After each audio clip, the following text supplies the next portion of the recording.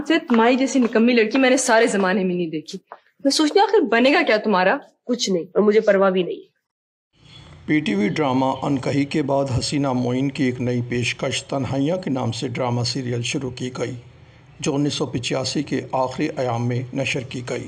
کمال کی بات ہے، میں کچھ کرتی ہوں تو سارے ڈانٹتے اور آپ اسے خود کہہ رہی ہیں کہ پہنو. اچھا بھائی لڑائی مت کرو.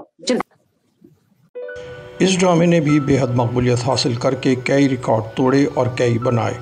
حسینہ معین پی ٹی وی کے چند ناموں میں سے ایک وہ نام تھا جن کے تحریر کردہ ڈراموں کی مقبولیت ڈرامہ آنے سے پہلے ہی ہو جایا کرتی تھی.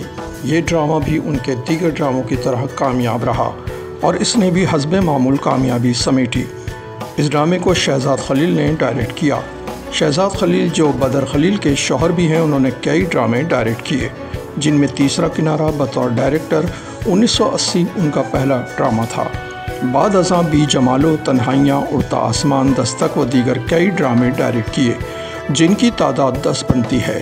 تنہائیاں کی کاسٹ میں شہناز شیخ، مرینا خان، آصف رضا میر، بہروز سبزواری، بدر خلیل، سبحانی با یونس، Jamshed Ansari, Durdana but, Sultana Zafar, Amir Hatami, قاضی واجد، یاسمین اسماعیل، محمد یوسف، امتیاز احمد و دیگر فنکار موجود تھے.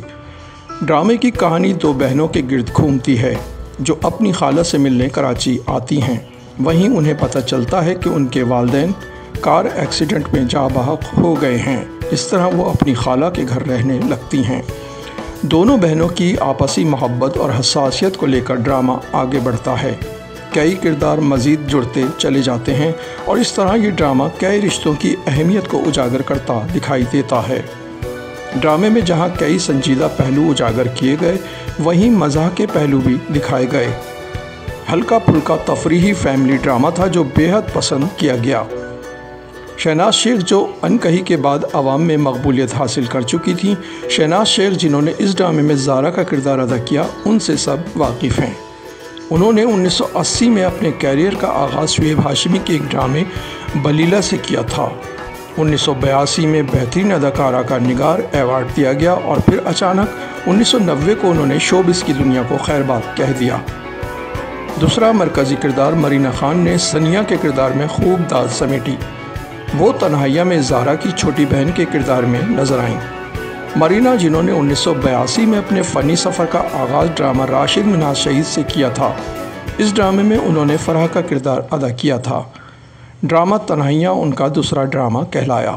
اس کے بعد انہوں نے یک کے بعد دیگرے کئی ڈرامے فلمیں بھی کی.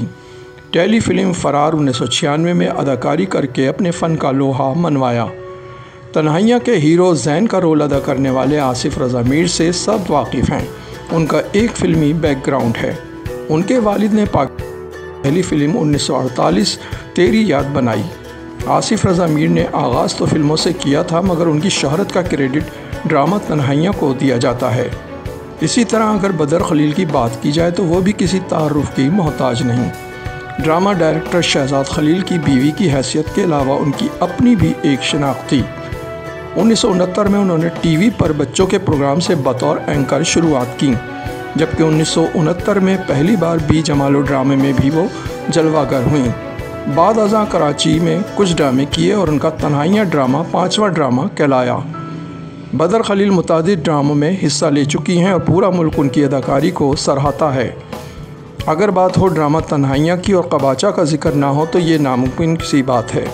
قباچہ کا کردار معروف فنکار بہروز سبزواری نے ادا کیا اور اس خوبی سے کیا کہ یہ کردار امر ہو گیا. لوگ کئی روز تک بہروز کو قباچہ کے نام سے ہی یاد کرتے رہے.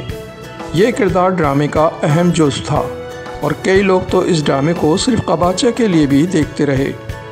علاوہ ازیں جمشید انصاری نے بھی اس ڈرامے میں اپنی مخصوص اداکاری سے لوگوں کو خوب محظوظ کیا. ڈرامہ تنہائیاں کے دیگر تمام فنکار ایک نام اور ایک مقام رکھتے ہیں. آج قریباً 38 سال کا عرصہ گزر چکا ہے. افسوس کہ اس ڈرامے کے کئی فنکار اب اس دنیا میں نہیں رہے، مگر ان کا فن آج بھی ہمارے سامنے زندہ و جاوید ہے.